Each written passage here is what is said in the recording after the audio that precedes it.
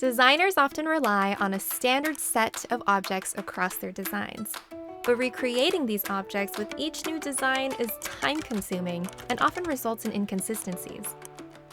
With Figma, users can share and reuse well-established components such as icons and buttons across their teams. Any team editor on an education, professional, or organization plan can publish components to a team library from any team file. Teams can even organize components for different use cases into different files.